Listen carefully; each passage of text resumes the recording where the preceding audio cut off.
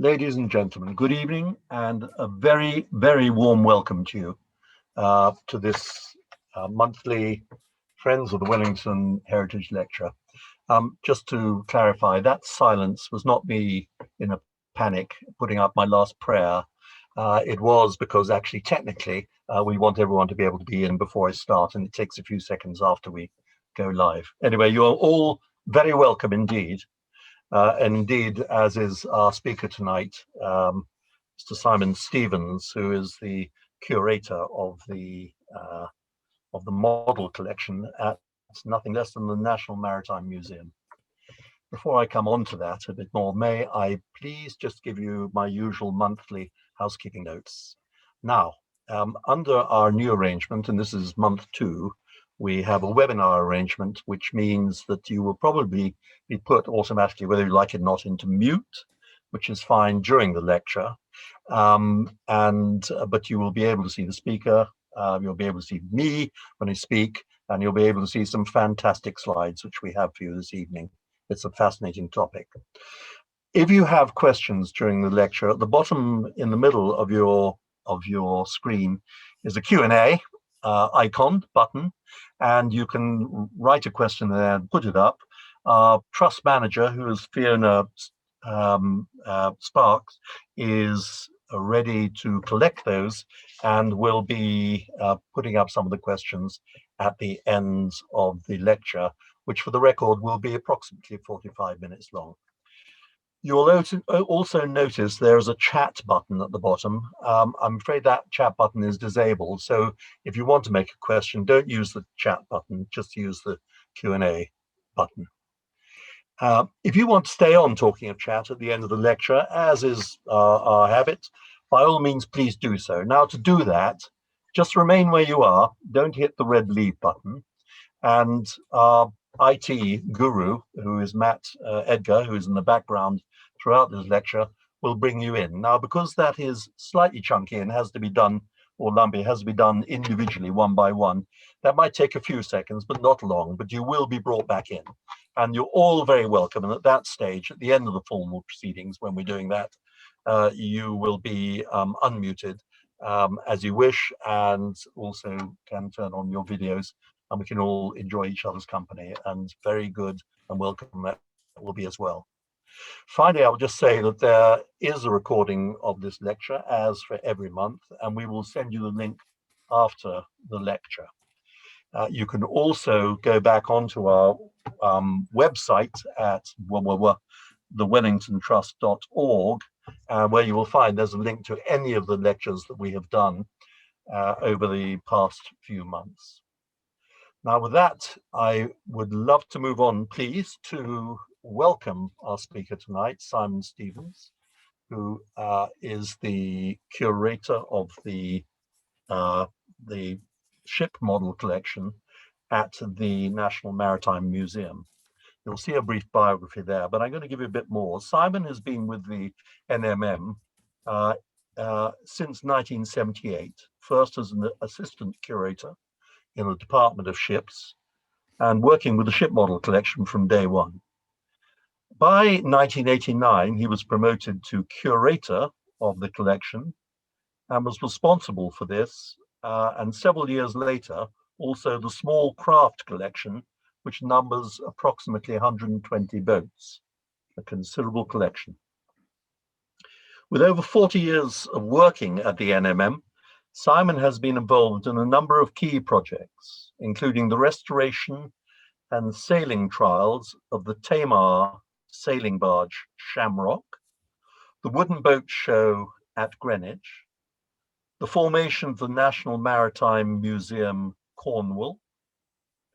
He's lead consultant for the Lord Thompson Ship Model Gallery and the Art Gallery of Ontario in Canada, and the #1 smithery, or that could be smithery, I'll be corrected by Simon, no doubt, at Chatham's historic Dockyard, which I would love to go and see, because once upon a time, my frigate was a Chatham ship. His expertise is widely recognized and much drawn upon, with advisory roles to various organizations such as DCMS, the RNLI, the National Historic Ships Council of Experts. Leading up to the Queen's Golden Jubilee celebrations in 2012, he was the consultant historian for the construction of that wonderful royal row barge, the Gloriana.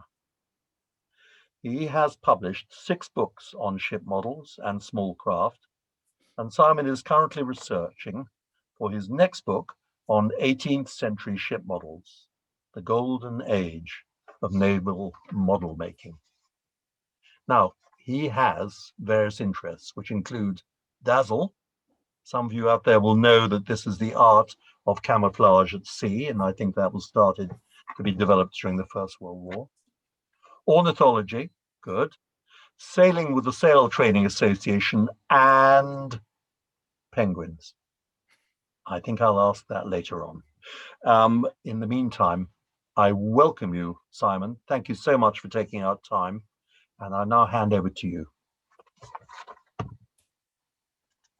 Well, thank you very much, Alistair, and good evening, everybody. This is a fantastic opportunity for me. It's the first time I've ever done a webinar lecture. I've given talks in some interesting places in my time, but I've never had to do this online. So please bear with me from that respect in terms of not having a podium in front of me and referring to my notes to the left and such like. If we could have the first slide, please.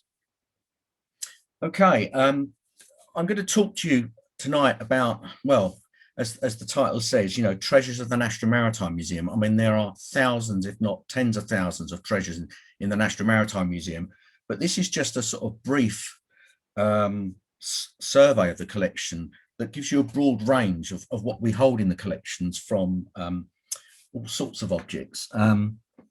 And, you know, the collections of the Royal Museums Greenwich are extensive and varied, encompassing a wide range of subjects from Elizabethan seafaring to 21st century astronomy. The breadth of materials and media ranges from paintings, drawings, photography and sculpture to heavy machinery, precision timekeepers and textiles.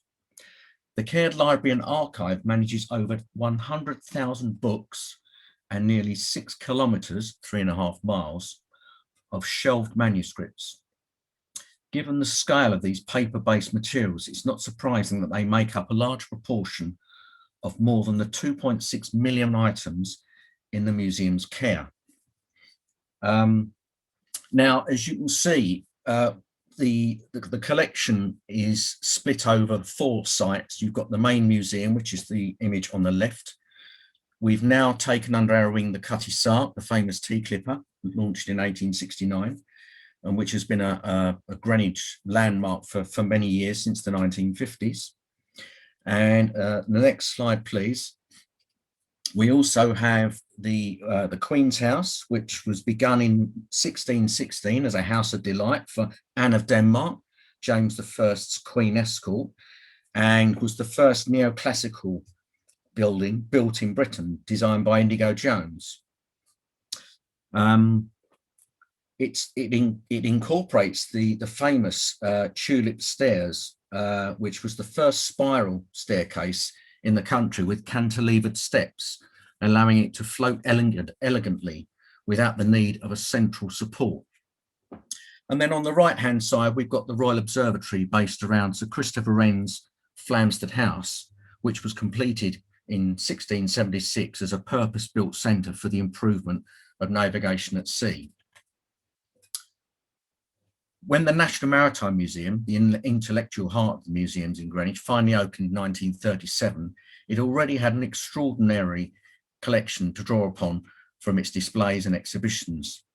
The Greenwich Hospital collection of art and naval relics, previously displayed from 1824 in the Painted Hall, which is across the way to us in the old Royal Naval College, was transferred on permanent loan, providing core material for the museum's grand narratives and world-class art holdings.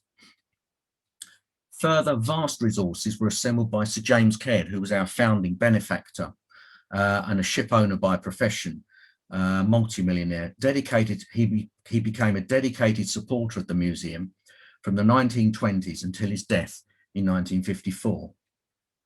He was able to use his wealth especially during the 1930s and 40s, when the prices were quite low as a result of the economic depression and war, to buy an astonishing number of treasures, including entire pre-existing collections. They range from rare books to manuscripts to ship models, oil paintings, navigational instruments, globes, and thousands of prints and drawings, and even a poison-tipped arrow from South America. The scale of his philanthropy would be hard to imagine today, and even harder to match given the prices in the current art market. Nearly a quarter of the objects gathered here in the museum's collection are thanks to Caird's generosity and his commitment to high quality. Next slide, please. So what I'll do now is I'll just start going through the various objects that we have. Now, bear with me, because obviously my specialisation is the sailing navy, ship models, and the technical side of things. So I have to refer to notes for some of these objects.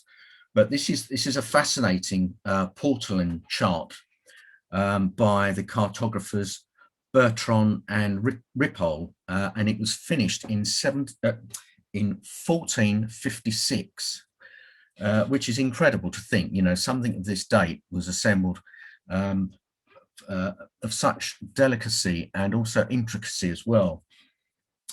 It was drawn on vellum or calf skin, and you can see the neck of the skin is on the left-hand side, heading towards the west.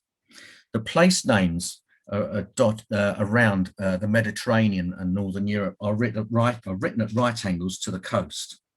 There are also heraldic devices over the map, and also the compass rose with crisscrossing rhumb lines, which show the bearings between places that navigators had used since the introduction of the compass into the Mediterranean in the 12th century. The snake-like feature that extends across North Africa in green depicts the Atlas Mountains. Next slide, please. Gosh, I'm getting dry already. It's only my first slide. This is an amazing object. Again, I find it difficult to believe that this was made in about 1230, and it's called the Care Astrolabe. It was bought by Sir James Caird and named in his honour, and it's a fantastic embodiment of ancient Greek, Islamic, Hebrew and European scholarship.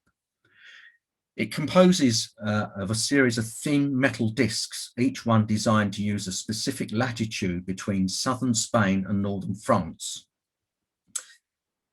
The simplified versions of this were created for mariners at sea, and they used a single plate astrolabe to measure the height of the sun and the stars above the horizon as a means of determining their local time and latitude.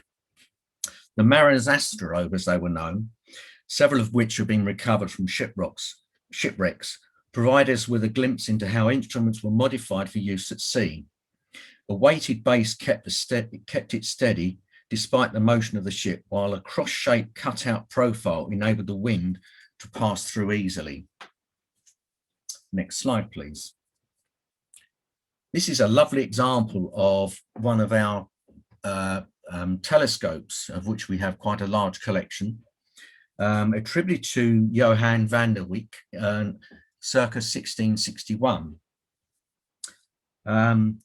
The barrel and lens caps are made of wood and covered in red leather and adorned with fine gold tooth decoration, while the wooden draw tubes are covered with marbled paper. The telescope has just two lenses, a convex objective lens and a concave eyepiece lens. And this form is called the Galilean telescope after Galileo Galilei. Next slide, please. Now, obviously, there are various ways of measuring time, and the clock, the lantern clock on the left-hand side, is the astronomer's alarm clock, which was first used at the Royal Observatory by the third astronomer, James Bradley. It was an essential part of the astronomer's inventory. Their observation work involved recalling the precise times of the passage of bright stars across the view in their telescopes. As there were potentially several hours between observation, the alarm clock could be used to ensure that they managed to get some sleep in between fulfilling their nightly duties. which I thought was quite interesting to wake them up. And then on the right-hand side, we've got a very early experimental marine timekeeper attributed to John Hilderson. Despite its unassuming appearance, this clock in movement is of tremendous significance to the history of navigation.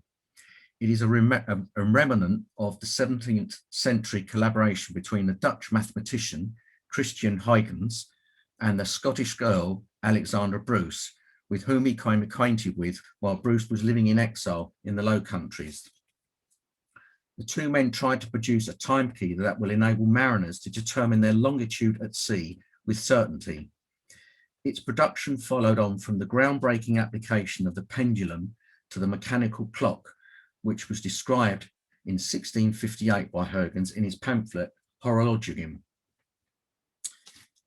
The first promising innovation came over 60 years later when John Harrison employed the springs to provide an artificial and constant gravity in his first sea clock, and you'll see some illustrations of that later. In fact, it's coming up next. Next slide, please. So this is the world famous marine timekeeper known as H1, developed by Harrison, John Harrison. And it took him 5 years to make. Like his earlier pendulum clocks, the wheels were almost made of oak, all made of oak. The clock was unique both visually and conceptually, with twin balances moved in opposition to each other, and thereby cancelling out the effects of any physical forces from the side.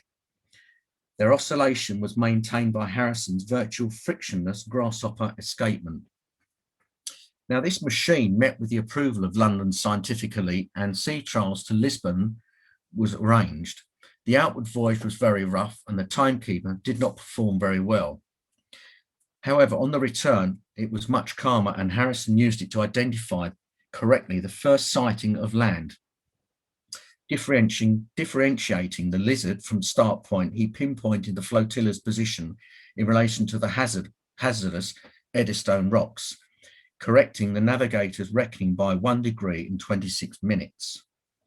A certificate was presented in London to the commissioners of longitude, who agreed to pay Harrison to construct an improved timekeeper. He continued to develop his ideas under their patronage for 20 years, during which he produced 2 larger timekeepers and a watch known as H4, which you can see on the right-hand side. H4 represents a radical change in Harrison's approach to the problem, and is a basic design is unrelated to the earlier timekeepers. Outwardly, compared to an average contemporary pocket watch, H4 is much larger. Over the course of 1764 trial to Barbados, it showed an error of 54 seconds after 156 days. This was an incredible achievement that demonstrated his timekeeper could be made to serve as a reliable seagoing navigational instrument.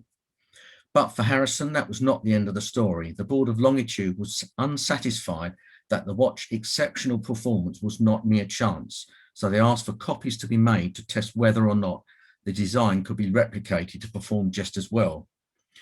The copy of H4, made by Larkham Kendall, known as K1, was taken on Captain James Cook's second voyage to the Pacific in 1772 to 1775. And Cook referred to it as his trusty friend and never failing guide. Next slide, please. Now, in the collection, we have over 5,000 oil paintings of seascapes and portraits. And this is a recent acquisition to the collection of Elizabeth I, known as the Armada portrait, which has been painted on board. It shows Elizabeth in a dominating position in the composition, with her right hand resting on a terrestrial globe showing the Americas, and an imperial crown on the table behind, and beside her a chair of state. The seascape in the background represents 2 events from the campaign. On the left, and you'll see there's a close-up of that on the right-hand side of the slide, is the English fleet. The English fleet lies in calm waters with 5 ships approaching the Armada, And then on the right-hand side above her shoulder shows the Spanish ships wrecked on the coast of the British Isles in a menacing storm. Next slide, please. We've also got, as I mentioned earlier, quite a large collection of busts carved from various materials, marble, and this one is a bust made in terracotta by Johannes Michael Risbeck in about 1757. And it shows the bust of Sir Walter Raleigh, which was part of a similar suite of 8 busts produced by Riesick for his client, Sir Edward Littleton. On the right, we've got this amazing portrait, and very well-known portrait of Captain James Cook by Nathaniel Dance, which he painted in 1776. This portrait was commissioned by Joseph Banks and shows Captain Cook after the second voyage of 1772 to 75. This is the voyage he also circumnavigated the globe, frequently at higher southern latitudes, to dispel the myth of a great southern continent. Cook's resulting charts, one of which he proudly holds, successfully disproved the idea. Sadly, on the 14th of February 1779, Cook was killed in a violent encounter with Hawaiian islanders. Next slide, please. Continuing on the marine side of paintings, again, this is another recent acquisition to the collection, a pair of paintings of a kangaroo and a dingo by George Stubbs. They were commissioned by the gentleman scientist Joseph Banks following his participation in James Cook's first voyage to the Pacific, 1768 to 71, which was also the first British voyage devoted exclusively to scientific discovery. These 2 paintings are the earliest of these animals in Western art. Banks decided to engage the artist George Stubbs on his return in 1771 is a testimony to his artistic interpretation as the foremost animal painter in Britain. The kangaroo and dingo are the only painted portraits of Stubbs of animals native to Australia, and the only ones not to be based on live or dead examples. Lacking either, he worked from written and verbal descriptions provided by Banks himself, and in the case of the kangaroo, a small group of slight pencil sketches made by Parkinson and a stuffed or inflated pelt that Banks brought back. Next, please. We also have a large collection of maritime flags, ranging from the more modern house flags to this really important and early example of the Commonwealth Standard, which during the Commonwealth, a variety of flags were adopted at sea to identify ships in service of the British state. As this states in a letter that we have in the collection dated February the 23rd, 1849.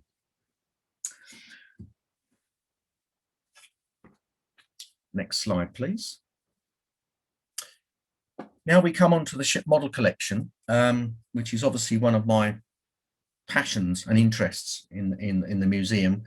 It's the largest collection of models in the world, numbering over 4,500 models. And this example you see before you is the earliest scale model in the world of a 2-decker frigate of about 58 guns and dates from about 1660.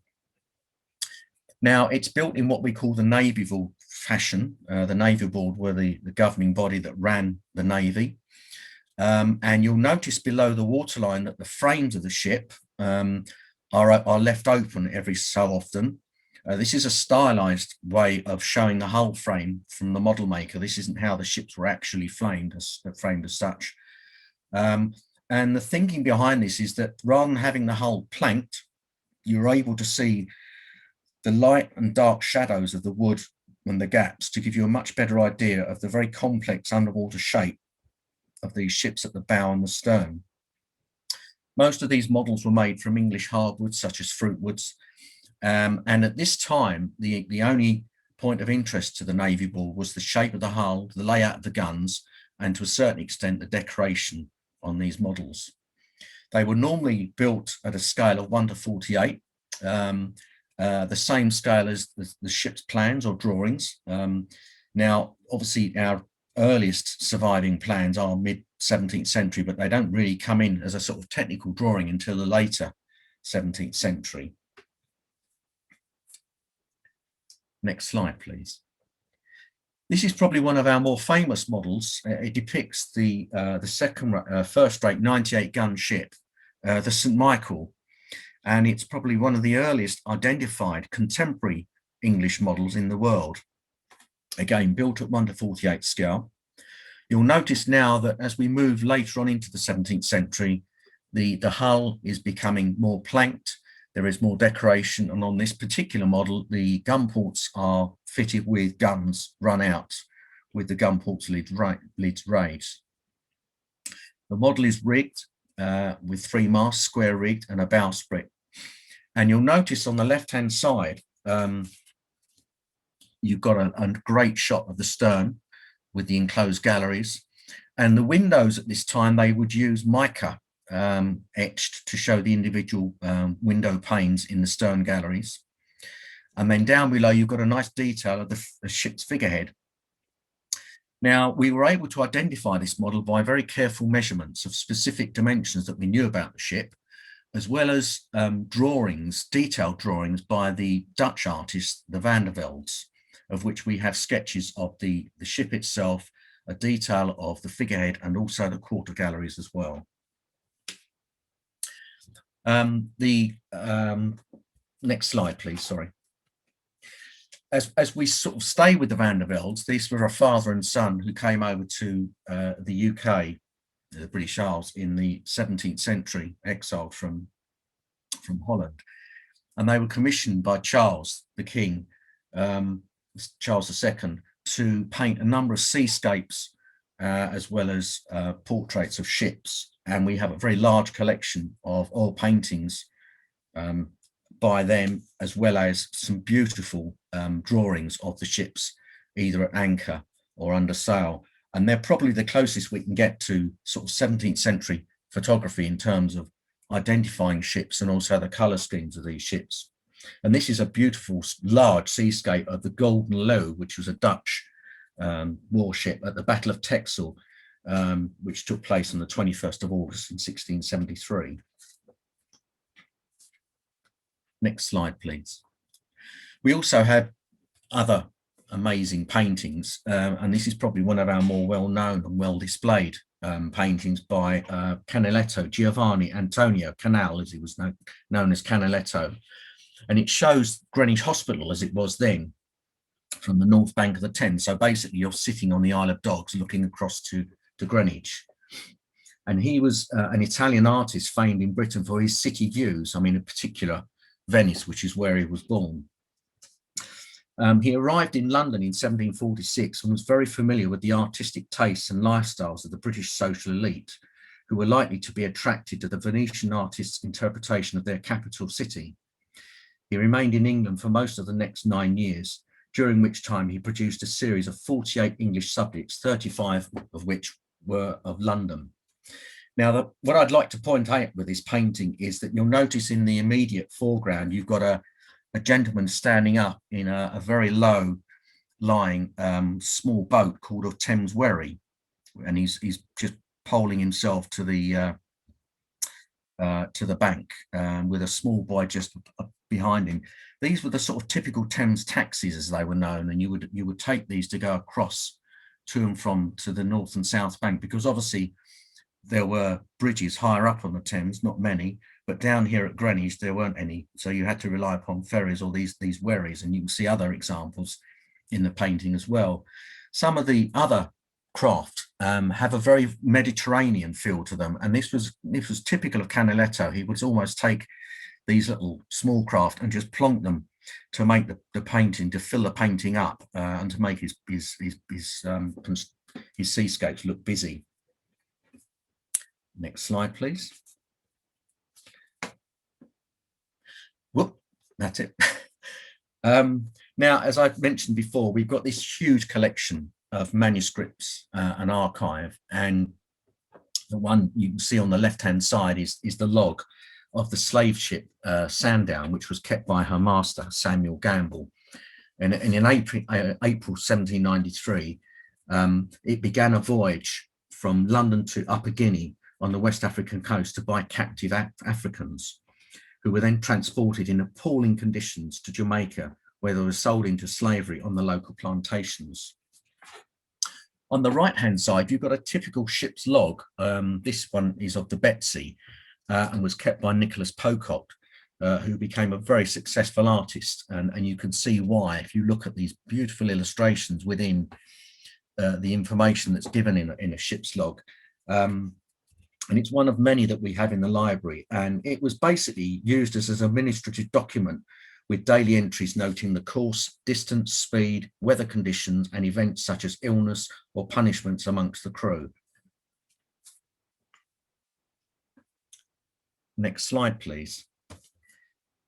Now, these rather odd-looking objects are relics from the mutiny on the Bounty belonging to William Bligh. Now, we all know about the famous story of Bligh and the Bounty in 1787 when it set sail for Tahiti under the command of Bligh. And his mission was to transport breadfruit plants from the Pacific to Britain's colonies in the Caribbean, where they would be cultivated as food for the enslaved African population. After they reached Tahiti in October 1788, the 45-man crew enjoyed the many attractions of this tropical paradise, and it proved impossible to maintain naval discipline.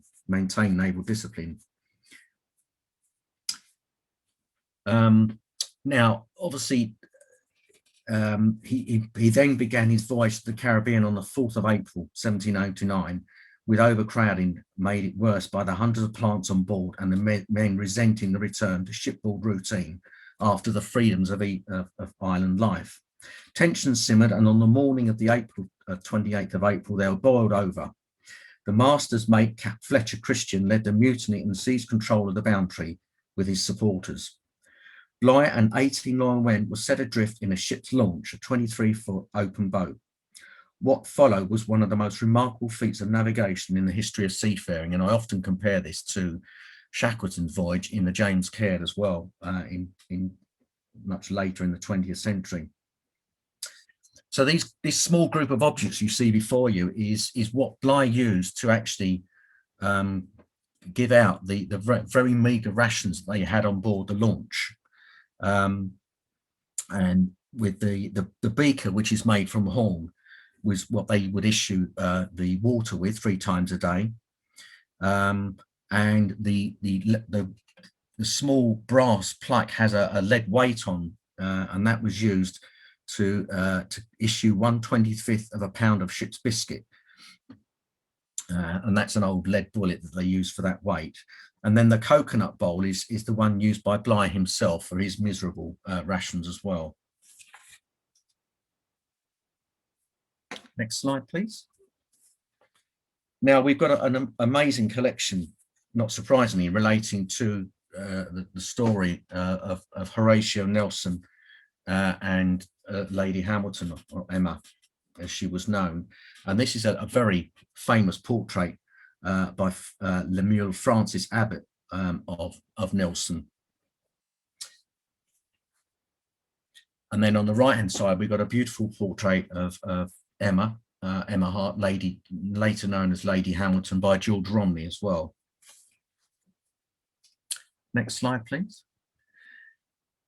Now, obviously, we all know that not only did Nelson lose an arm, he lost an eye as well. And on the 24th of July in 1797, while attempting to come ashore in a launch during a failed British attempt to capture the Spanish port of Santa Cruz de Tenerife in the Canary Islands, Horatio Nelson was shot in the right arm just above the elbow and badly wounded.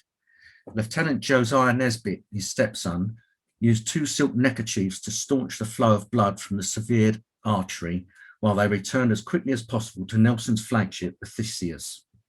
Once aboard, the surgeon, Thomas Elshaby, amputated the arm immediately, and in a quick and clean operation, the limb was thrown overboard, and Nelson was given doses of opium to alleviate the pain. Almost at once, Nelson used his left hand to start writing letters, and this is his first official letter using his left hand. Next slide, please. Again, another famous painting by the very renowned artist Turner, and it shows the Battle of Trafalgar on the 21st of October 1885. But it was commissioned in 1822 by George IV to paint the battle, and it was to be displayed in St James's Palace, and it is a huge painting. It measures over 12 feet, 3.7 meters across, and is arguably his largest work. Next slide, please. This is probably one of our most famous objects in the collection, and it's the undress uniform, uniform coat worn by Nelson at the Battle of Trafalgar. And this was worn as his everyday wear. His flagship, the Victory, sailed into the battle, and Nelson and his crew were embroiled in some of the heaviest fighting that day, exchanging deadly broadsides with the French ship Redoutable. The two ships were locked together in a bitter struggle, and a French marksman high in the rigging fired down on Victory's deck. At 1:15, Nelson was shot in the left shoulder, and the bullet passed through his lung, severing his spine. Paralysed, he collapsed on the deck. Knowing the injury to be fatal, he gasped to his captain, Hardy, "I believe I've done it at last." He was carried below decks to the surgeon, William Beattie, who did his best to make Nelson comfortable, but told him honestly, "My lord, unhappily, our country, nothing can be done for you." Nelson stayed alive long enough to hear the guns fall silent and learn that the British had secured a famous victory. So you can see on the right-hand side, you can see the entries where the bullet came through and his shoulder, and then down through his lung into his spine. Next slide. And these were the breeches that were cut from him when below decks to tend to his wounds. Next slide, please. From a more up-to-date angle, this is one of our ship models in a bottle, shall we say. It's thought to be the largest ship model in a bottle in the world. It was made by the British artist Yinka Shonibert, and designed to be set on the 4th plinth in Trafalgar Square. Now, it's an interesting story behind this one, because you look at this, and the typical way of making ships in the bottle is that you assemble them outside the bottle in such a way that they can pass through the neck of the bottle on the right-hand side, and then by pulling various strings of the rigging, you then pull the masts upright and secure them in position. However, this wasn't done in this case, because obviously this was a huge piece of modern art. The bottle is actually made of a perspex plastic, and rather assembling the model through the neck, the end of the bottle at the stern of the model was left off, and the model was inserted complete as you see it now, and then the end of the bottle was then glued on. So this currently sits on display outside our main entrance on the Sammy Offa wing entrance between the museum and the Greenwich Park, and you can go outside and see this, and it stays out in all weathers, and it's actually very big. I mean, if you take the cork bung out of the neck, a member of staff, one of our conservation team, can actually climb in, which he has to do a couple of times a year just to check it over and give it a clean and make sure everything's okay. We acquired this when it was taken off display from the 4th plinth for the permanent collection. Next slide, please. We've got an amazing collection of polar relics, including portraits. This is the famous Commander of James Hart Ross by John Robert Wildman, and Clark Ross was a major polar explorer, especially of the Arctic. Next slide, please. This shows Sir John Franklin on the left-hand side, and on the right-hand side is the last record of Sir John Franklin's 1845 British Northwest Passage expedition. It was commanded by Franklin and carried a large stock of these printed forms. Completed copies were intended to be left to record the expedition's progress, and the finder was asked to forward them on to the British Admiralty. This is why the request is written in 6 languages. Despite 19 land and sea based official Admiralty and private search expeditions from 1847 to 1855, few traces and no written records of Franklin's party were found. In 1856, Lady Jane Franklin determined to make another attempt to unravel its fate, and she hoped written records proving that it found the Northwest Passage also.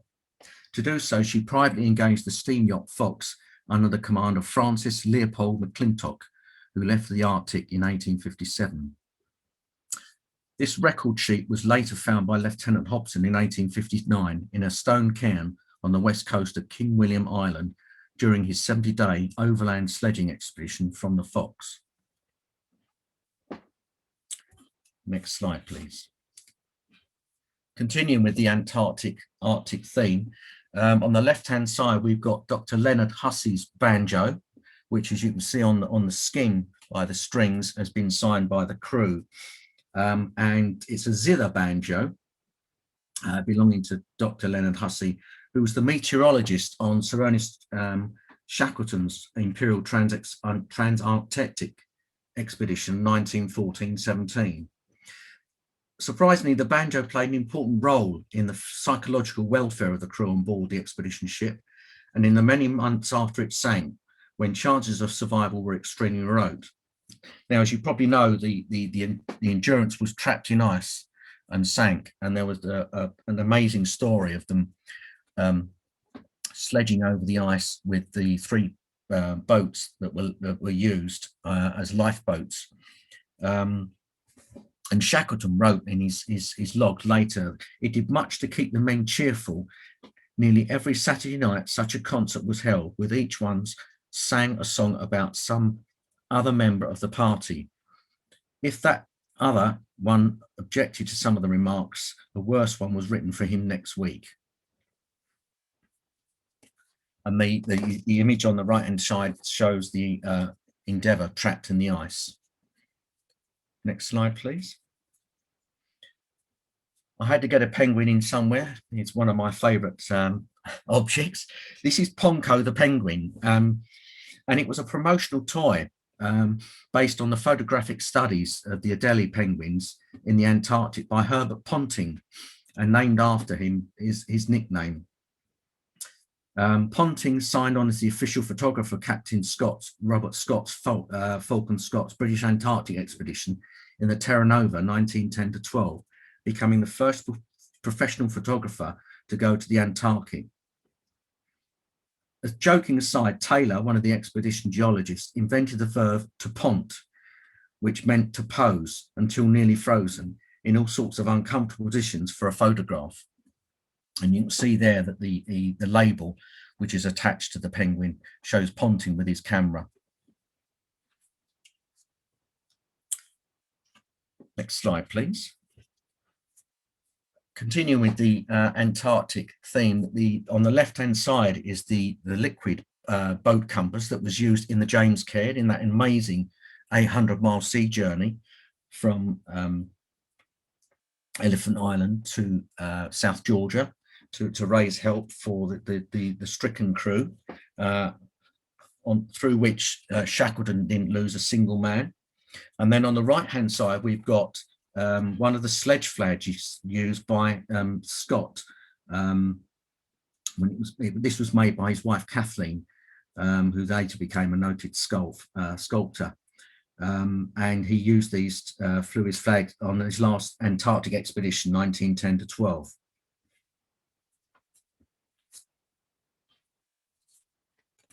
Next slide, please.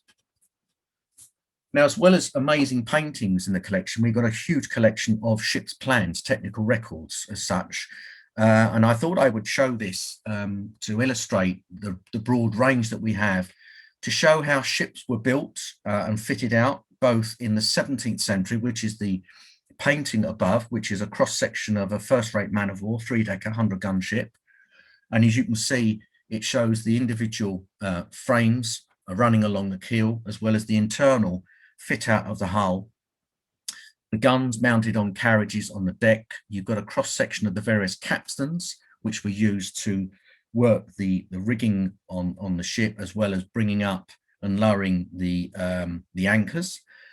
At the forward end, you've got a large copper cauldron, which is where they would cook the food in the galley. And in the stern, you've got the various cabins used by the officers, and you can see on the lower one there are some actual painted decoration, probably portrait paintings of ships.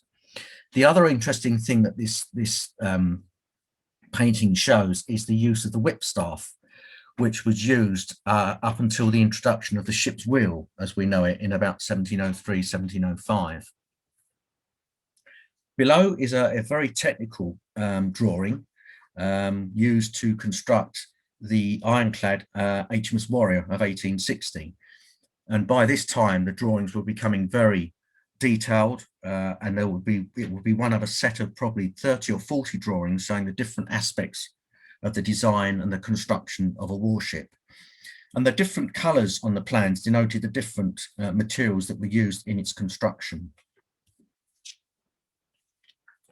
Next slide, please. As I said earlier, we've got an amazing collection of ship models, and this one shows the 2-decker third rate, the Bologna. Now, obviously, this is a very high quality model that was commissioned by Lord Sandwich to show the introduction of copper sheathing below the waterline. And the idea behind this was to stop marine boring worms, Teredo nivalis, and marine growth adhering itself to the hull, which would in turn slow the ship down and also damage the hull. And before the introduction of copper sheathing, the ship would have to be either dry docked or careened, i.e. tilted on its side, and the bottom scrubbed and the planking replaced if it was damaged. And this model shows it in a dry dock, which actually at the end by the stern, a drawer pulls out from the underside of this box and you're able to launch the model down the slipway. Next slide, please.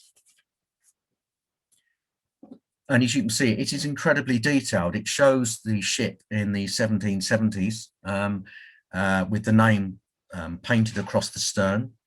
Now, I've been doing a lot of work with using medical technology by going inside of these models to explore how these models are made and constructed and the materials they used. And this is the first model we have in the collection whereby I came across a note from the model makers who made the model, but in 1760. So this model was originally made and launched at Chatham, was made at Chatham where the ship was built and launched. And then it was upgraded to be put before the George III to show this coppering. So this is an actual example where a model was sort of presented to a member of the royal family and upgraded in terms of its detail and quality. On the right hand side, you can see the beautiful detail of the ship's figurehead as well. Next slide, please. Still on the theme of George III, whilst on a visit to Portsmouth Dockyard in the early 1770s, he was taken aback by a scale model of the Dockyard that had been made by the carpenter. And he was accompanied by Lord Sandwich, First Lord of the Admiralty at the time. And Sandwich thought it a good idea that he would commission a series of models of all the royal dockyards, showing the process of the construction of ships, with the arrival of timber coming by river or by road of the logs in the round, and showing the complete process of cutting the timber, seasoning it, assembling it on the slipway, and then the ship being launched. In addition to these models of the dockyards, he had a number of ship models made of the various rates and sizes of warship in the Navy, together with some painted portraits showing different views. And this model is of the first rate, the Royal George, launched in 1756. And it's fully planked on the starboard side, and then it's open frame on the port side. And the detail is such that you can go inside this model with an endoscope and you can just walk around the model and see all the fixtures and fittings as if you were actually on the ship. The only thing that's missing are the guns on their carriages. It is an incredibly detailed model and in very good condition. Next slide, please. And there's no, next slide, please. And then coming into the sort of 19th and 20th century of the collection, these are probably the more familiar type of models that you come across now, what we would call the builder's models.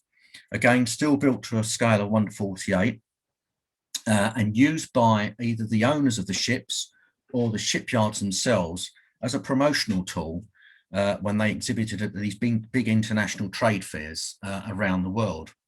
And this is one of a set of 5 models that was presented by the Japanese government after an exhibition in 1911, the Japan-British exhibition in Shepherd's Bush in 1910, I should say. And as a result of the help that we gave the Japanese Navy in training their officers and their naval architects, these models were presented to the British government as a way of thank you to helping them through their training.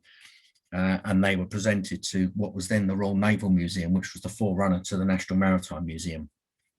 And again, the set comprises of large battleships right the way down to this protected cruiser of the Neotaka, which was launched in 1904. Next slide, please. This is a model that we had commissioned some years ago in the 1980s to show the ultimate development of the sailing ship. So on the one hand, you've got the Cutty Sark, which has got iron frames with wooden planking. And this is the Moshulu of 1904, which was a 4-masted bark. It has steel mast, yards, and turned steel rigging, and a riveted steel hull as well on steel frames. So basically the only weakness, if anything, on this ship were probably the sails, which would blow out, as it were. And it was made by the brothers, the Bradley brothers, one of which was a teacher and one was an engineer teacher. And it took them 8 years to complete and is extremely detailed. Next slide, please. This just shows you the sort of detail they were able to achieve. This is a deck shot, and you can see directly in the middle of the image, you've got the conical shaped windlasses, which were used to brace the yards round. Next slide, please. We've also got some Titanic memorabilia as a result of acquiring the McQuitty Walter Lord collection. And this shows a watch that was recovered from the seabed from the Titanic. And on the right-hand side, we've got this musical toy pig, which was a musical toy costing about 10 shillings. And it contains a clockwork mechanism and a soundboard. When new, it played the tune by winding the tail. The pig was owned by Edith Rosenboom, who had with her, when she boarded, a transatlantic liner at Cherbourg bound for New York. The ship was the Titanic. Edith was born into a wealthy Cincinnati family in 1879, and in 1908 she moved to Paris, beginning a career in fashion and journalism.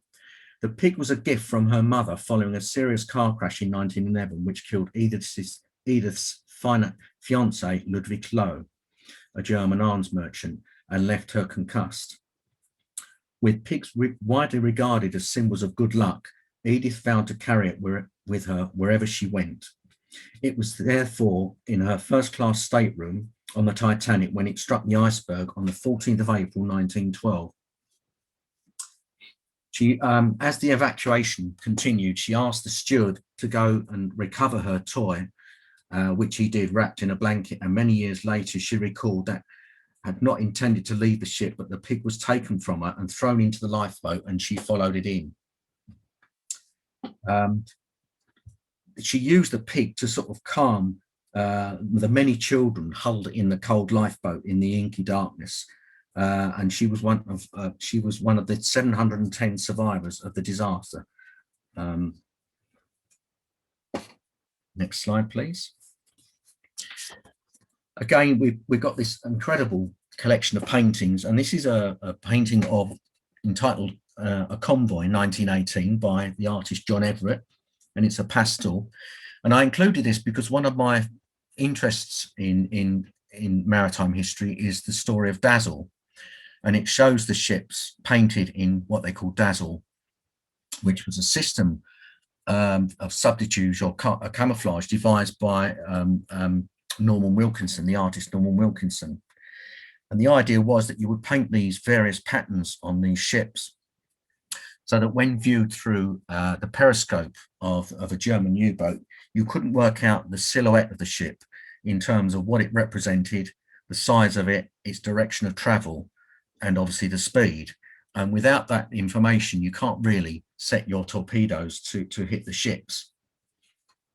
And Wilkinson set up his Dazzle workshop, so to speak, in the basement of the Royal Academy in London with a number of female artists and designers and model makers, where they tested small-scale waterline models with these various designs in different light conditions on a turntable. And once they agreed that the design worked, these patterns were then scaled up to drawings, and then the drawings were sent to the various shipyards and ports around the UK where the ships would be painted, sometimes within 24 hours of them turning around in port. Next slide, please. We've got a huge collection of historic photographs and negatives, and this is a beautiful example from the Francis Frith collection, showing beached boats shows the view of Brighton of 1902, looking eastward along the King's Road and Palace Pier. Next slide, please. And then coming slightly more up to date, we've got a large collection, the Waterline Collection it was known, which was the Marine Photo Service, which comprises of over 16,000 images and focuses really on the golden age of ocean liner cruise travel from the 1930s up to the 1970s. And you can see on the right hand side is a lovely shot of the P&O ship, the Strathmore, in port. Next slide, please. We've also got a large collection of figureheads, which was obviously increased when we acquired the collection that were on display on the Cutty Sark as well. On the left hand side, we've got the figurehead from the Royal Yacht Queen Charlotte, which was the wife of George III. And as you can see, it's been painted in gold leaf and was carved in 1824. On the right-hand side is a model of a figurehead, which is the original design for HMS Victory. This was before her great first repair. We're very lucky in the archives that we've got correspondence detailing about how this model was made, probably in Chatham in 1765 by William Savage at a scale of 1 to 24. Next slide, please. Now, as Alistair mentioned in the introduction, we also have a collection of what we call small craft, which ranges from racing dinghies through to power boats, to working craft, fishing boats from both the UK, Europe, and around the world. And we've also got a wonderful collection of ceremonial boats. This shows Prince Frederick's barge, which was built by Kent, John Hall and James Richards, and designed by William Kent, a famous architect. And it was built in 1731 too for Frederick, Prince of Wales, as he was then, who was the eldest son of George II and Queen Caroline. Now, as you can see, it's based on what we call the Thames wherry hull, which has got this very wide but shallow midship section with a very raking bow, which again, based upon the wherry, the ferry that was used, the ferrying boat that was used to go to and from either side of the banks of the Thames. And the idea behind the wherry bow was that the overhanging bow allowed you to ground the bow onto the bank and allowed the passengers to step on top of the bow onto dry land without getting their feet wet. It's got a beautiful carved decoration with the Prince of Wales plume on the stern, and the cabin as well, which shows a lot of architectural features renowned by the architect William Kent. Next slide, please. Now, running throughout the collections, we've got these amazing themes, ranging from obviously polar and Antarctic to we've got a large collection of leisure. And this shows the sort of Queen's Trophy. It was won by Joseph Weld and the Yacht Alarm, the Royal Yacht Squadron. This beautiful silver gilt plate trophy. And then on the right-hand side, we've got a child's sailor suit made for Albert Edward, who was then the Prince of Wales when he was 4, who later became Edward VII. Next slide, please. And finishing off, this is a beautiful example of one of the boats we got in the collection of Miss Britain 3, which was designed by Hubert Scott Payne in 1933, and was quite revolutionary. It had a stepped keel, which allowed it to plane once it attained the right speed, and it was made of a duralium, which was a marine reinforced aluminium on a wooden frame, and it was built and designed to try and retain the Harnsworth Trophy in the international powerboat racing circuit against the Americans. And he later presented the boat to us in 1951. And was displayed for a long time in the old Neptune Hall, and is complete with a Napier Line series engine as well, which is displayed nearby. So that really was a very, very quick and I suppose a personal choice of what I have known and worked with in the collections during my 40 years at the museum. And I can honestly say it's been an absolute privilege working with these collections in the beautiful surroundings of Greenwich and the buildings, and also with my colleagues as well. So I'm more than happy to take questions now. Well, if I might say so, as far as I'm concerned, you can go on all night. It is fascinating, quite fascinating. I'm so grateful. I think we all are. It's been a fantastic collection that you selected for us. It must be quite a major business, really, to work out what you're going to show to represent this collection. Very difficult, yeah. Absolutely. That really sort of leads on to, if I might, just to a couple of questions. One is on the question of conservation, particularly with your small craft, your small models collection. Is this always a big challenge, or are these things fairly well in good condition and they don't need much maintenance? And how does this maintenance go on? Well, I mean, obviously, it depends on the date of the model, so to speak. Obviously, 17th and 18th century models have survived remarkably well, albeit them very fragile, because obviously they used animal glues, which over time become very brittle. And obviously you're up against things like pest control in terms of woodworm and stuff for the materials they used.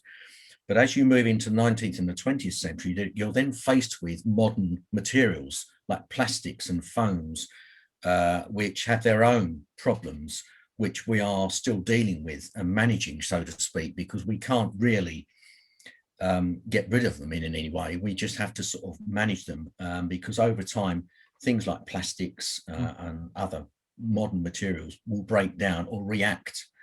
The other thing you find with late 19th and early 20th century models is you've got a mixture of materials, both metals, woods, inorganic materials, and they sometimes react with each other as well as the cases that they're in as well. So yes, I mean, it's an ongoing thing, and it's not just models, it goes throughout the whole collection, really. Even the manuscripts have to be kept in very specific conditions.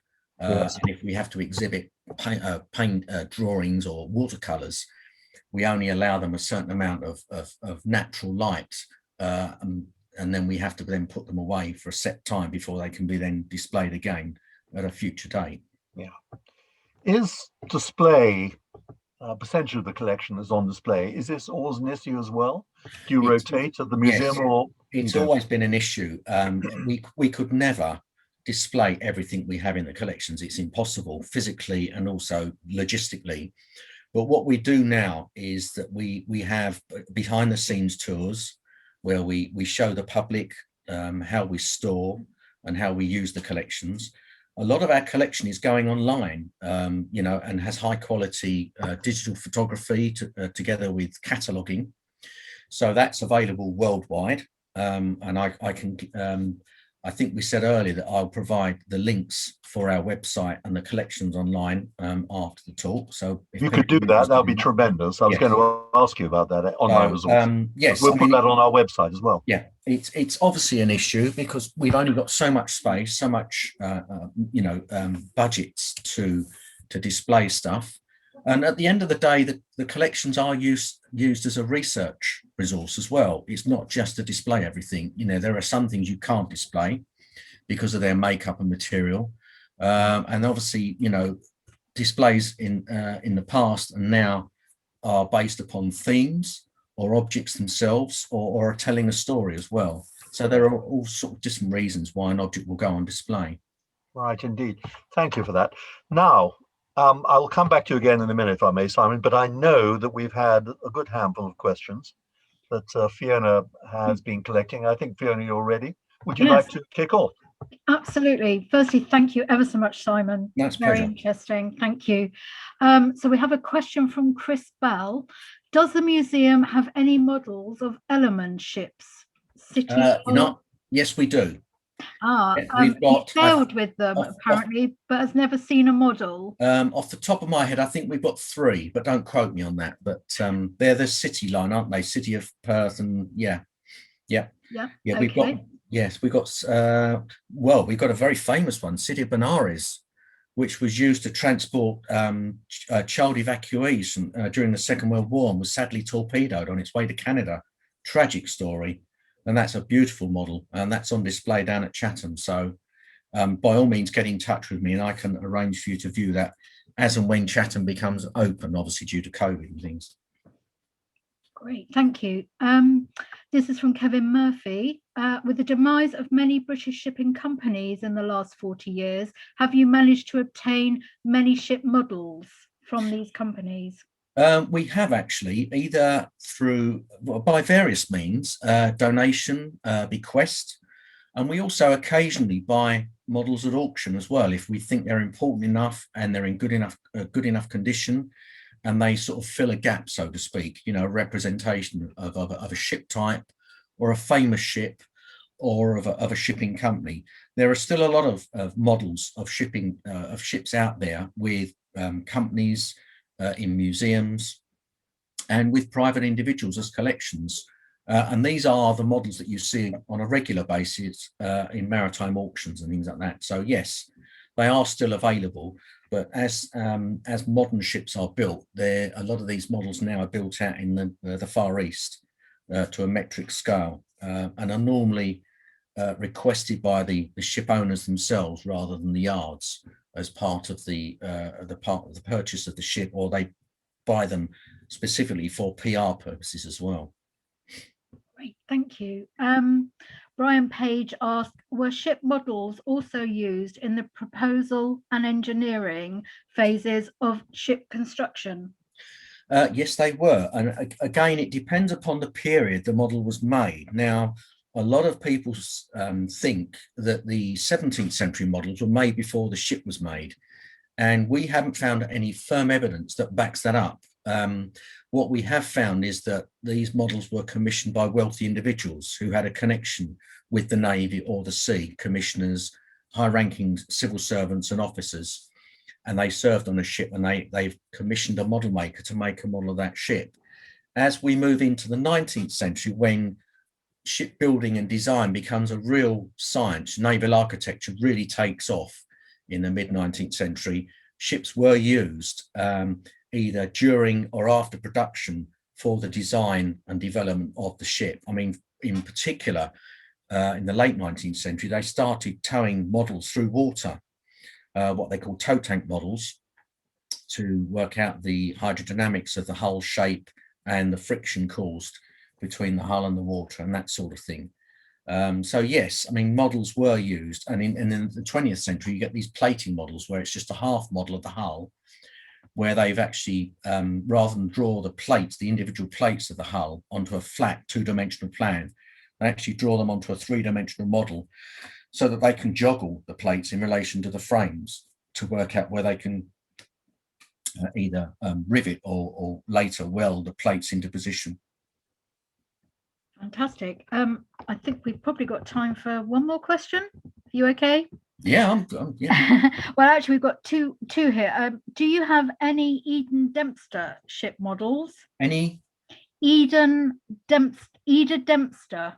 Elder Dempster. Oh, sorry, Elder Dempster. Yep. Okay. I think we have one. I'm trying to think of the name, but yep.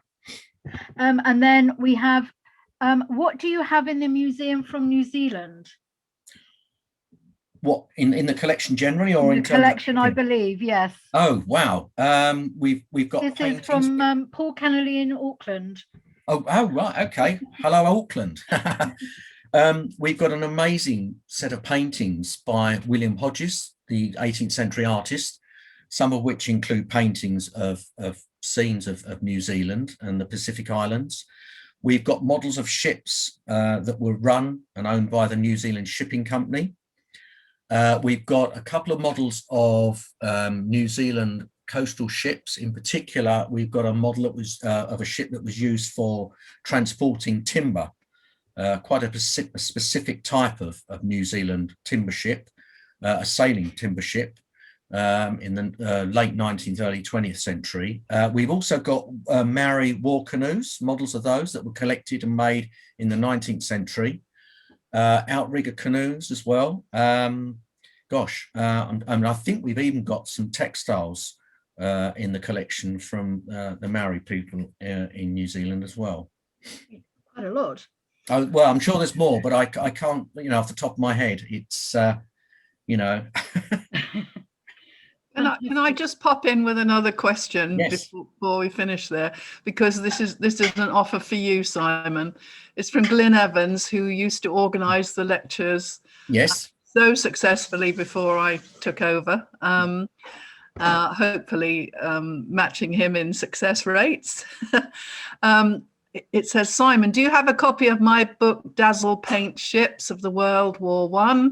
If not, I'll be happy to send you one. Off the top of my head, I don't think I do. So watch this space. That would be fantastic. Thank you.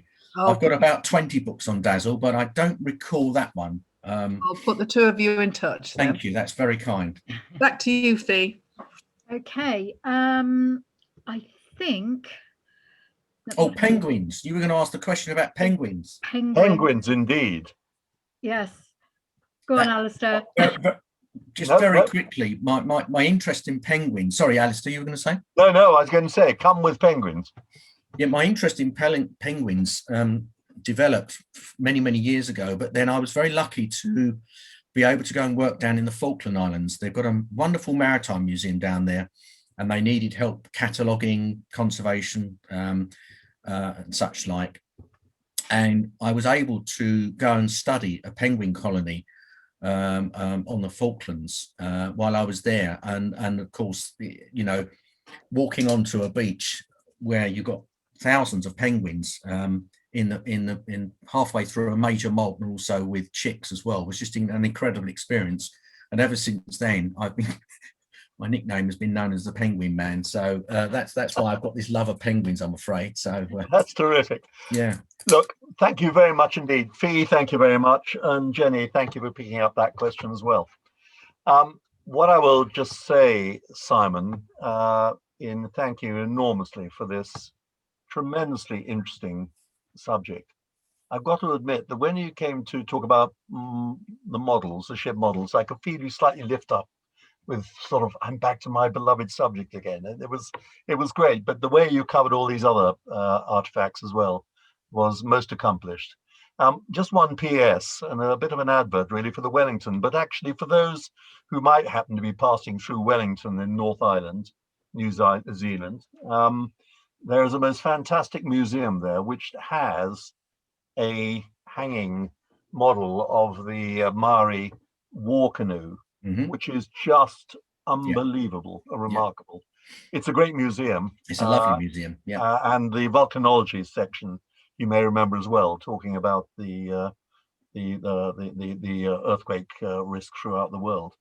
I think we in Australia seem to be the two safest parts of the world, nothing else, I think. Anyway, look, thank you so much for this, and do hasten back on another occasion with another part of the museum. Well, thank you for inviting me. It's always a pleasure to talk about the museum and its collections. And the sad thing about, because of COVID, was that originally I was going to do a talk on the models collection, and we would include the models on board ship on the Wellington and incorporate those. So I think at a later date we might try and revisit that and go from there. So it would be wonderful. We'll do it from the ship, of course. There we are. Now, Fee, over to you. Yes, just a little mention of the next lecture, which is actually by one of our trustees, Dr. Margaret Lincoln, entitled Pirates and Family Life, 1680 to 1730, which is taking place on Monday, the 19th of April. So if you'd like to sign up for that, we'd love to see you. And finally, I would just like to say a very big thank you to anyone who has donated following the lecture. And if you haven't, the website's at the bottom. Thank you very much indeed, Fee, for that. I think that probably brings us to the end. Time is knocking on to the end of this lecture for today. We very much hope that those who have come, and we're very grateful to you all, each and every one of you, for coming on board for this lecture. If you'd like to come next month, we look forward to seeing you. In the meantime, I think probably we say we're at the end of the formal part of this evening. And if our enormously guru-ish IT man, young Matt Edgar, is standing by to bring you in, if you want to come in for a chat afterwards, by all means, turn off your mute, turn on your video, and let's share some time. And Simon, if you'd like to stay, there's one more question I think that I'm going to ask you. Okay. Great. It'll take a few seconds while you're brought in. There we are. Very good. Can we all hear each other? Yes. We can. Barbara Baggett. Gosh, Andrew look at Rankin. this. Andrew Fantastic. Rankin. All coming in. It's fantastic. Anybody else to come in? I think there are about 30 people waiting. Are there? Fantastic. I hear this frantic tapping from Matt. Charles Hattersley. Baz Tremlett. Christopher Smith. Chris Bell again, who asked the question. Good to see you, indeed. Cindy Sheehan, which I know Cindy asked a question as well, about the storage. There is a certain site. She might like to come off mute in a minute and ask the question again. It's about another interesting facility. Yeah. Very much. There's Barbara Baggett coming on. Hello, Barbara. David, good evening. Hello, David. Good evening, Alistair. Evening, Simon. Hello. Good to see you. Good. This is excellent. Very, very good indeed. We'll wait a while everyone comes in. David, Glyn, you're there as well.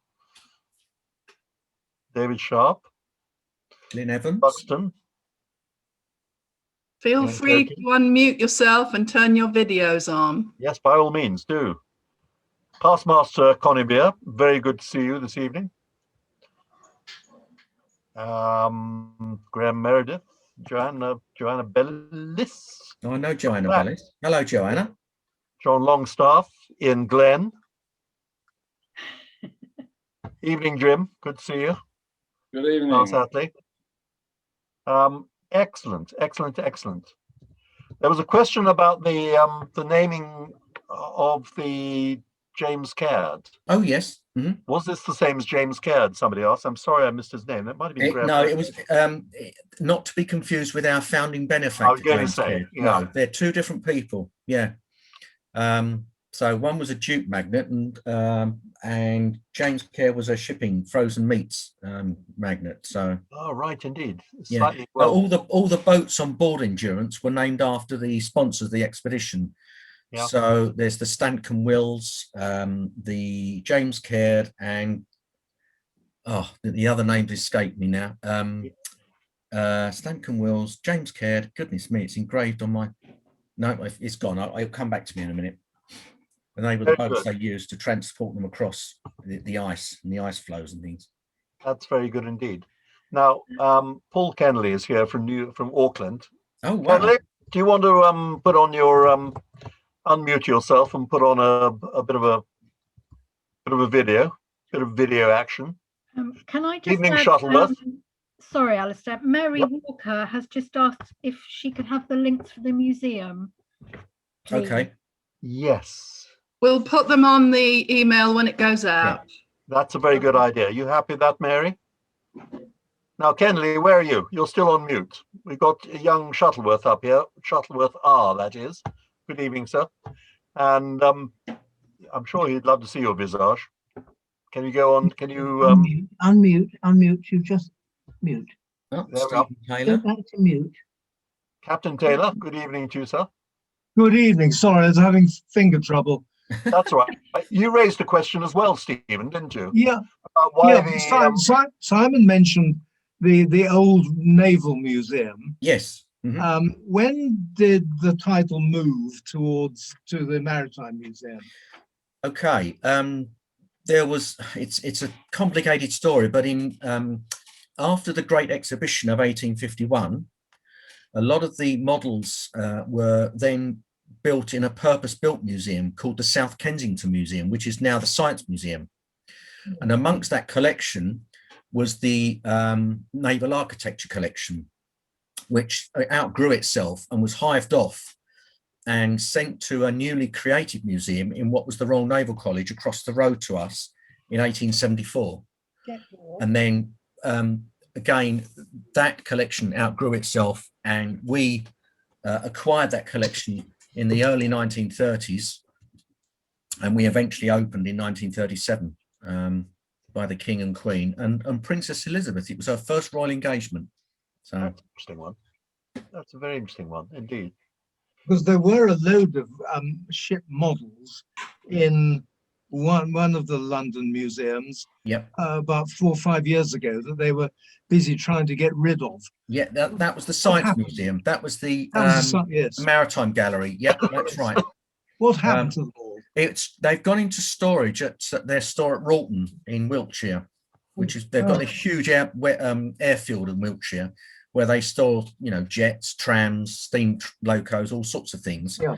And the model collection is there at the moment. Now, they are in the process of building this huge new hangar where hopefully a lot of that stuff will be displayed in the future and open to the public. So I don't know what their plans are for the models, but as I say, they are in storage at the moment. I mean, our model collection, the ones that aren't on display are actually stored at the #1 smithery, which I mentioned earlier, in the Dockyard, which has got a gallery as well as open storage. And we do encourage visits by individuals and small groups to come round the store on guided tours and things. If you want to give us another link for that, Yes, I will. Simon, I'm sure that we Yeah. can put that up on our No as a problem. link on our. I mean, obviously with COVID at the moment, nothing's going to happen earliest before probably July this year. Yeah, sure. I mean, exactly. I've been told the museum is opening mid to late May.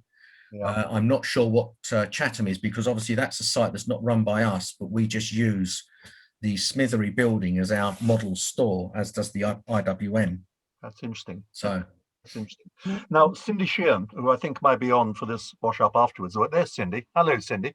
Do you want to ask your own question? Yes, good evening. I live local to Greenwich Park, and I was just surprised that you haven't mentioned, I'm sorry, I cannot remember its name, but I think it's called something like the Prince Philip. It's a Maritime Collection basic Centre, kid yeah. book. And I just thought, you haven't mentioned it. And when I No. did a tour there, and I thought, wow, this is Oh, yeah. almost as good as the museum. Yeah. And I just thought other people should be aware of absolutely. it. Again, that's a link we can put on the website, but that's probably our largest store, and we've had that since the end of the war, Second World War, and it was an old government site, and we've upgraded it. I mean, when you went to the store, you would have seen the old brick buildings.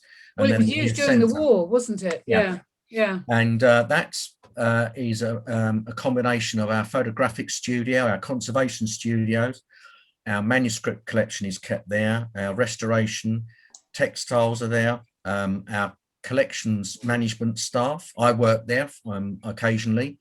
So it's a very amazing building. Well, And it's we want- highly recommended if Yeah. nobody's heard of it. I would. and again, we really, do yeah. give tours, and we're Yeah. also doing live webcasts every other week on certain parts of the collection. I'm due to do one on the ship model collection as well. Ooh, So which watch night? this space. Which night would that be on? I can't. Google it. It will be on our website. Again, I will send you the link for it. I'm just checking my diary because I'm pretty sure it's been confirmed for. Bear with me. Right, it's called our behind the scenes tour, and it's on Thursday, the 25th of March, and it's from 1:30 till 2:15. And basically, I'll be going around the store, just picking up a few objects with a colleague of mine who runs these webinar podcasts, call them what you will. I don't know what the technical term is. And we will just sort of wax lyrical about what we're seeing and how relevant they are to the collection, that sort of thing. So, Okay, thank you. Now there's another Good message morning here. from Auckland. Oh, Hello, Kenley. Auckland. Kenley, how Good are morning. you? Fine. I've just finished my early morning exercises, and I was about to enjoy breakfast till the webinar started, and so I really had to ask a question. But I'm going to go. I'm not sure where the current New Zealand ship Wellington is. I think she's alongside in Devonport, but I'm going across there soon to see the new fleet support ship. So I will have a look and see where the Where the Welly is. HMN's Wellington is. Carrying Fantastic. your crest, of course. Very good indeed. Well, send him Anyway, greetings. greetings from Auckland. Send him greetings from I will. the London Wellington. The goods. And Paul, may I ask Yeah. you to take some photographs and send them to us? Good plan, Jenny. Because we're launching our social media channels in about a month's time. And it would be lovely to do something on our sister organization, if you like. Could I just say, we used to have an email link with the commanding officer, and they sent us every 2 or 3 months a little program of where the Wellington had been, which we were able to put into our friends' newsletter. It would be great if you could let us know the email connection with the captain of the Wellington. Kenley, do you want to take that little taskette on board? Roger, will do, of course. Make it so, thank you. I will. It's a particularly good friend of mine, actually, at Philomel, the stone frigate, where she will be. Yeah. And I will make, he's called Commander Turner, fun enough, Topsy. But anyway, what a surprise. What a surprise. Anyway, thank you for that. Yes, affirmative, I will deal with that. Thank you very much. And congratulations, by the way, on your new webcam. I can actually see what you look like now, which is not a day younger than last time I saw you. Very good, Kenley. Love to Jilly, by the way. Yeah. Jim, did you have a question? Yeah, well, no, actually, what I wanted to do was say to Simon that on his wonderful thought about penguins, I just pulled a book out of my bookcase, which was given to me a long time ago, called The Path Through Penguin City by H.R. Lilly. And I wondered if he'd ever seen it. It was published in 1955. No, that's a new one on me. Oh, right. By a man who called himself Mr. Penguin when I lived and worked in Taiwan back in the 1990s.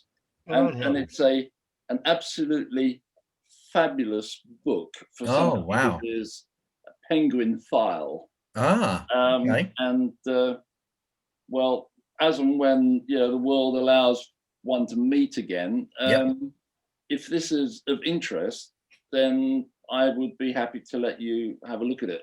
Oh, I'd love that. Thank you. It's very kind. It's a hard copy from 1955. Okay. If you have a look at it, it's The Path Through Penguin City. I'll just make a note of that. R. Lilly, Lillie. Not spelled the same way as Terry Lilly. and there are through. There's some wonderful photographs in it. And I think for people who do love penguins, Yep. as the gentleman who gave me this book did, and as you have professed too, I'm sure you'd find it very, very interesting. While we're on the subject of penguins, I've got my spotter's guide here. My Now, goodness me. obviously, I don't look out my window and think, oh, look, there's a king penguin in the garden today, or a chin strap. But it's telling them apart is a bit of a challenge. So Isn't that fantastic?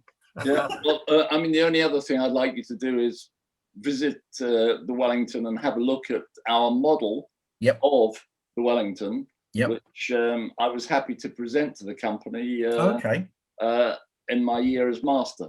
Oh, lovely. Okay, yeah. Well, I've been on Wellington many times, both as a curator and also I work for the historic ships, National Historic Ships, and we have our meetings on board Wellington as well. So that's good. So whereabouts do you hail from, Jim?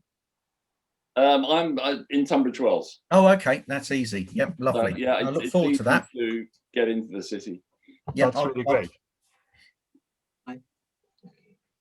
I think Alistair's got my email address, so if you want to forward that on, we'll make sure, Jim. We'll make sure we get your Simon's contact details down to you. Thank you. That would be good, because it just, you don't very often hear somebody who is genuinely interested in the penguins, and where you have something that could be of interest. Yeah, absolutely. Absolutely right. Absolutely right. Yeah.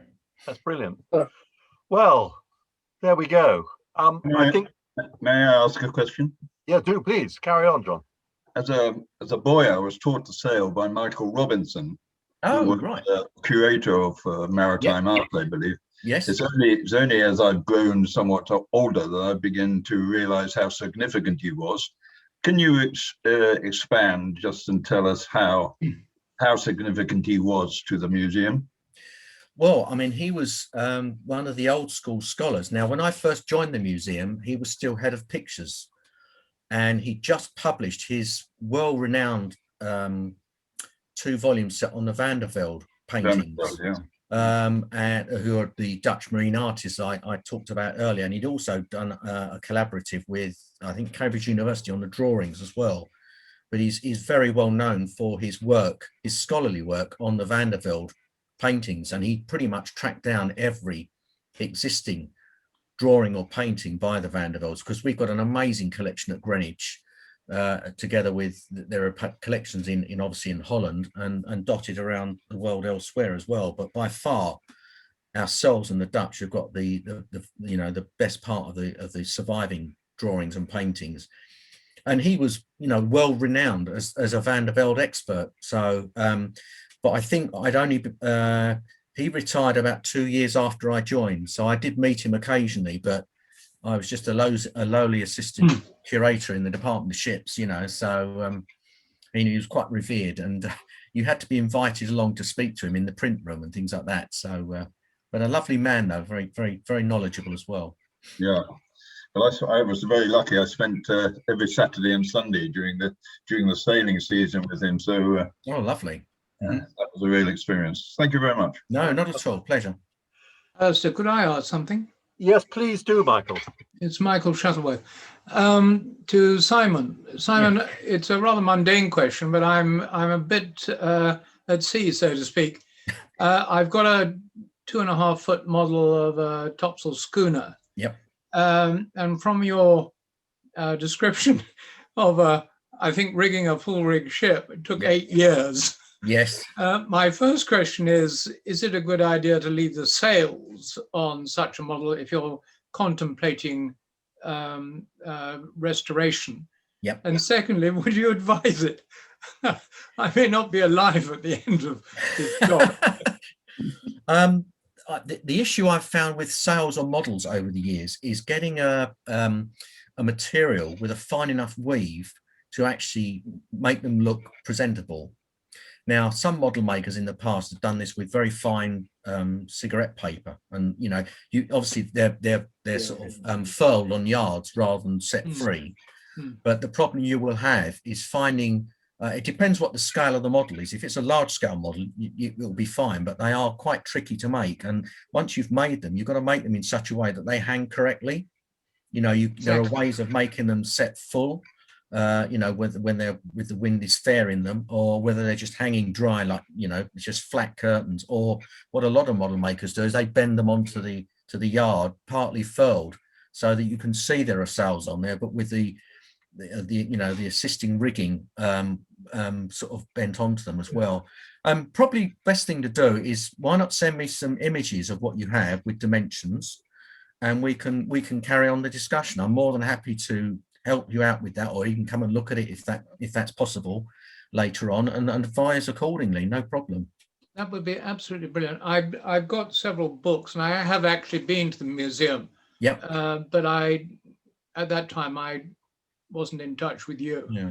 Is this a model you've made, or is it one you've acquired? No, one of my brothers came across it. I'm not quite sure how originally, but he collected things like that. Okay. And it sort of arrived with me, and I feel that it was originally a very fine model. Yep, sure. And something ought to be done with them. Yeah, no, I'm more than happy to have a look at it and advise you accordingly. I do that as part of my job. That's, you know, that's a common thread of my job anyway. So I'll be in touch. Thank you very much. Not at all. Pleasure. Fiona, Could I can you pass a connect comment? the two of them, please? I see my brothers there, so yeah. Yes, indeed. Simon, are you therefore one of the world's experts on sails and rigs of sails and names of sails? Yeah, I suppose. That sort of thing. Yes, because obviously the collection I curate, the 17th and the 18th and 19th century sailing navy. Now, we've got colleagues at the museum who really specialise in the steel navy. Yeah. He jokingly refers to me as the sticks, strings and curtains curator, and I call him the curator of rust buckets. But there we are. That's another story. But no, I do, because of the models I curate and I interpret and I display and research. Yeah, that is my specialisation, is the sailing rig, as it were. What was the additional sail that was put outboard of the main and the stunsails? They're stunsails. Stunsails, yeah. The Cuddy Sark employed them, yeah. All right. And they would set out on stunsail yards. You would run them out in fair weather, and you can see those on the Cuddy Sark actually. Really, that's interesting. And that was yards, to add speed. not the sails. But was that to add speed or stability, or yes, what? it was. No. I mean, you could only use them in certain weather and wind conditions. But yes, at the end of the day, you know, they were developed by the clippers to actually go as fast as they could, because obviously the story of the clippers is a race home with the fresh tea. Exactly. And right. they would set everything flying. You know, even the laundry would stick up. You know, shove it up there, and just to get a bit more wind and things like That's that. That's fascinating. That's great. Well, look, this has been fantastic. It really is. We still have 30 people sitting on here. I don't know if anybody else wants to. Yeah, John Longstaff, may I say something? Yeah, do, John. Go ahead. Simon will be well aware of the Society of Model Shipwrights, of which I'm a member.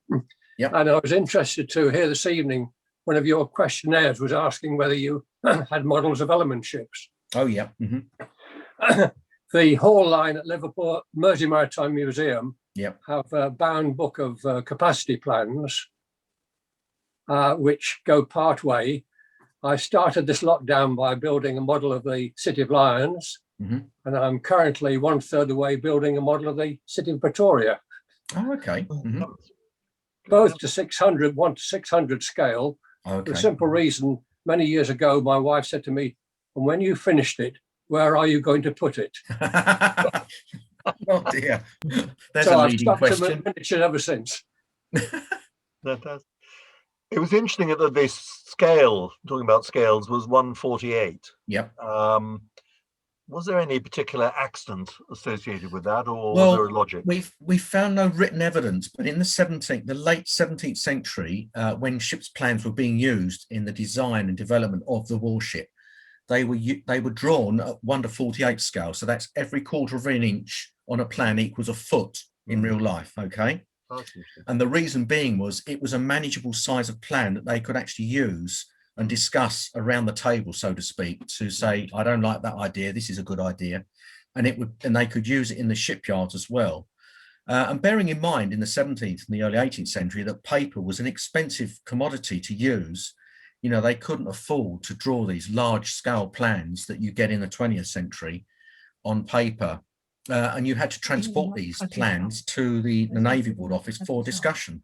So basically, you know, it was a very convenient scale that was used, and the model makers just copied that, because obviously they built these models, we think, from the plans, or they just did them in the same scale to mirror the plans. Yeah, that's fascinating indeed. And it's still used today as a model maker's standard. It is by amateur model makers. What you tend to find now by professional model makers in the industry, in the shipyards and the shipping companies, it's a metric scale, because obviously the ships are much bigger. I mean, you can't have a 1/4 inch to the foot model of a crude oil carrier, because you'd need a building the size of the museum to accommodate it. So it's you know, and also cost. The other thing is cost nowadays. You know, they can't afford to spend too much money on a model unless there's a really good PR reason behind it. Yeah, absolutely right. It's wonderful. Look, thank you again, Simon. I think probably you've said you're 40,000. Someone's waving their hand. Oh, really? No, where's that? It's Stephen Taylor's wife. Oh, that's Diana. Oh, hello, Diana. Hello, Diana. On the subject of plans for ships, many years ago, I was a paper conservator, and I was asked to do something with the gaffers, what looked to be like the gaffer's plan that he'd had in his pocket for the midship section of the Cutty Sark. Oh, right. Right. So it lined down onto linen, and I removed, it's a complicated business, I won't go into it, but I removed the fragments of paper from the linen and relined the fragments of paper back onto Japanese paper of the right sort of thing. The actual linen was interesting. It was as strong, when I washed it, it was as strong as anything. Marvelous. But the fragments, but what was so obvious is exactly the size of the pocket. The foreman, or whoever it was, would fold that plan into it, that he had it stuck in his pocket when he was working on the midship section of the Cutty Sark. Right. And it's just interesting that how much one can tell from looking at these old plans of how they were used by the constructors. That's all. That's just an observation on my part. Yeah. I mean, following on from that, the late 17th and early 18th century plans, if you hold them up to the light, it looks like someone shot them with a 12-bore shotgun, because it's full of pinholes. And that's where they prick through to a piece of paper bit underneath the original drawing, so that they can trace a copy. Yes. So that, you know, that's and you mentioned about tracing linen. This was a development in the 19th century where they used linen which had had a wax finish put onto it, so that they could actually draw onto it. Yes, and it meant that you could roll the plans up rather than fold them, and they were much more robust. Yes, this had been lined down onto linen. Yeah. That paper, the oiled paper, lined down onto linen. Yeah. Which obviously one identifies, but you took off the tiny little fragments and put them back together again in line. Only way to do it was by eye, I'm afraid. Yeah. But I think it all worked out when I finished. And I think you've got a copy of that. You should have that in your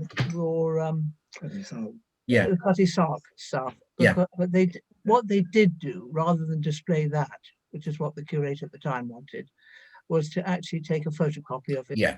And that's what's displayed if anybody wants to see what the midship section of the Cutty Sark was like. Yeah. Fascinating. I think we should let you go, Simon. I don't know. Otherwise, well, I did say until and you got that much water left, so well, I'm running dry. Well. I'm dry. Unless there's anybody else who wants to say anything else, should we call it a wrap? It's great. Thank you for all staying on so much. After now, Past Master D'Souza, Flavian. Good evening. Hi, it's just to say thank you to Simon. I've visited the museum a few times, but never saw so much detail, especially on the models. So time to visit again. Yes. Thank you, Simon. Thank you. Absolutely. It's a pleasure. Thank you very much, Flavian, for watching. Thank you. So, anybody else got any parting comments? And otherwise, Barbara, I don't know whether you were doing. Oh, hello, Cindy. You got your hand up. This is slightly off subject, but as a result of lockdown, I've done some family history research, and my grandmother's sister was on the Highland Patriot which was torpedoed on the 1st of October 1940, and the boat that rescued them was HMS Wellington. Oh. And I had absolutely no idea about this, but anyway, she has written various letters and correspondence and accounts to her father, and I just wondered if HMS Wellington would like to see them as and when COVID allows. I'm putting my hand up straight away. Fantastic. I got it up first, Jenny. That is fantastic, Cindy. We are putting together a history of the Wellington with as many stories as we can find from where. Well, she pays tribute to all the officers about how well they were looked after for the 4 days that they were rescued and brought back to Greenock, I think it was. I don't know how you pronounce it. Yeah, it's a fascinating account, and she survives that. Well, they were torpedoed twice there, and she survives that, and then sadly was torpedoed and didn't survive when she was going to meet her husband just off Mauritius, where he had been posted 3 years later. So I've got all this correspondence, which is just mind-blowing, and I just thought somebody should see this. Well, you've come to the right event to talk about that. Thank you so much. Great. Well, we will be in touch. We'll find out when you're next going to be open so that I can bring it in to show you. That would be fantastic. We'll make a point of that, Fee and Jenny. Yeah. Yes, we will. You will. Okay. Thank you very much indeed. What comes out of evenings like this is fantastic. I know. It really is. Anyway, great to see you all, and thank you so much for coming on. Hi, Glyn. Wonderful. Good to see you there. Hi. We've met in the past. Nice to see you again. Angela as well. Glyn, I need to talk to you about minesweeping. I'm gonna go, everyone. Is that okay? Bye, Simon. Thank you so much. Thank you.